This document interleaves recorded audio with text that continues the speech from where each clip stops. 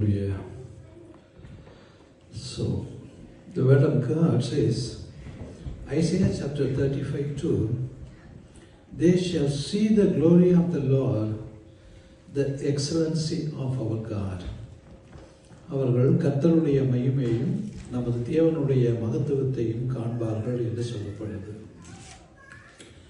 So we believe that the God is in the spirit.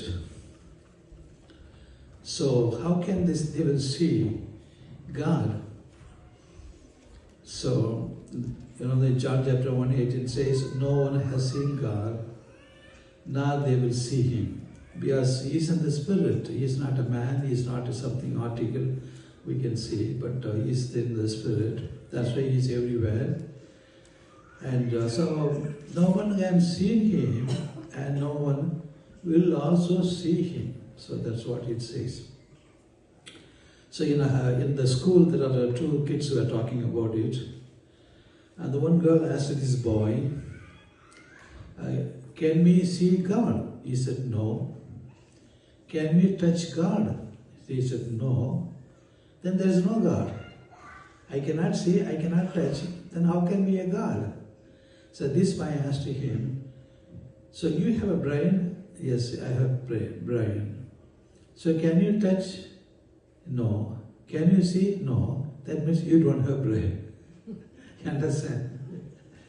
So if you don't have a brain, so that's what that people, like when God is not something, an article that we can create, and He is the creator. He created the heaven and the earth and all the creations. But a man cannot create a God. So our God is the God that He is, is glorious in holiness and the fearful in praises.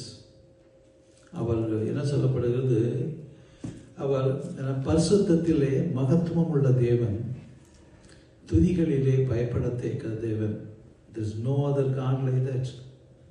So there's the only God that is holy on this earth, the only God, no one else. And again the chapter 4:24 says, God is spirit, and those who worship Him must worship in spirit and truth. So ஆண்டவர் ஆவியான தேவனை அவர் எப்படியாக துதிக்க வேண்டுமா?